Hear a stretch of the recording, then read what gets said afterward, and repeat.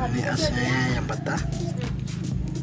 Nah, kita akan lakukan penggantian as gigi tarik pada KLX ya. Habis angka.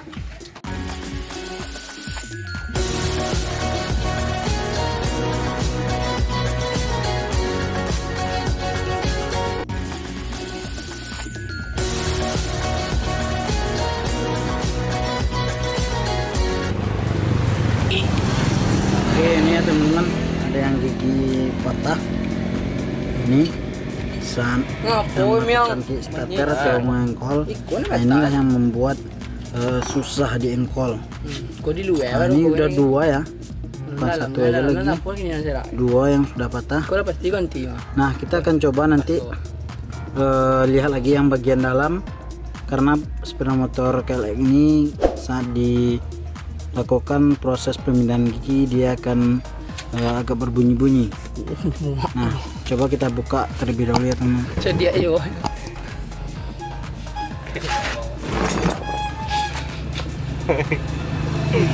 Jalan langsung mau. Buka. Buka. Tidak nak habis kuah. Jangan sih lah. Masuk ini buka lah. Nah, kok pada ding apa ya?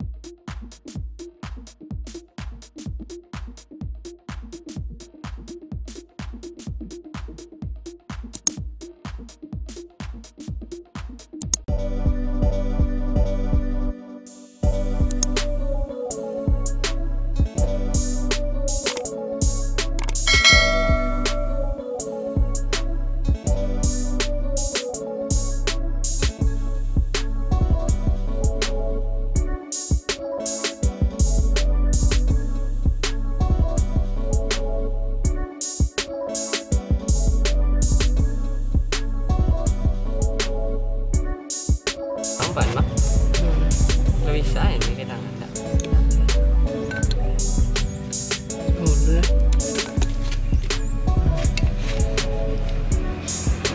Itu yang patah, selalu ke patah. Ini juga asnya juga patah ya teman-teman. Nah, karena as ini patah, inilah proses nanti pemindahan gigi itu tidak sempurna. Jelas ya patahnya. Nah, sini juga. Wah, gua pinci, wah, enggak. Lah, ini mas. Baju bunga, lu dalam bener.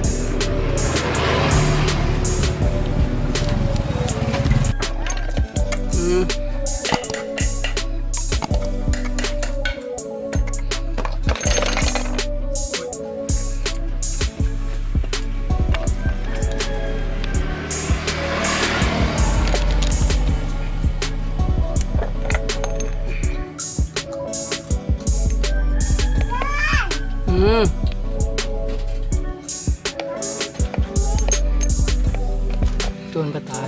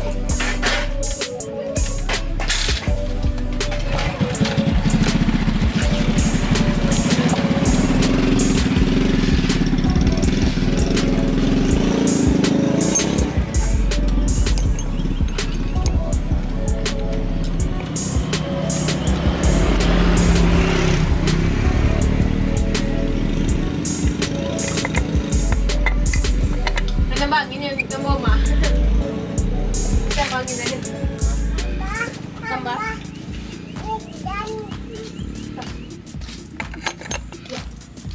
Siapa gue? Siapa tuh?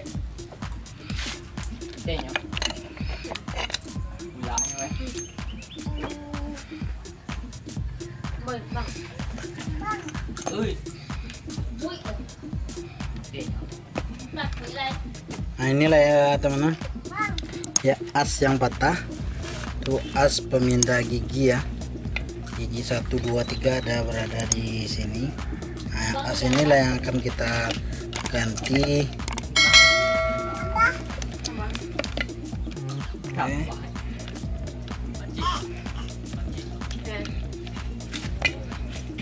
Ya asnya. Lipat ya kadang. Hah?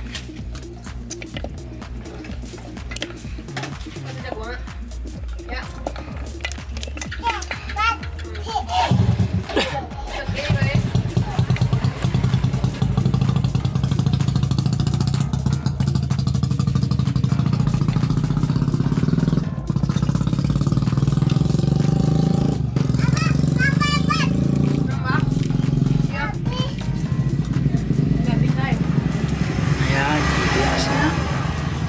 As yang berhubungan dengan kopling.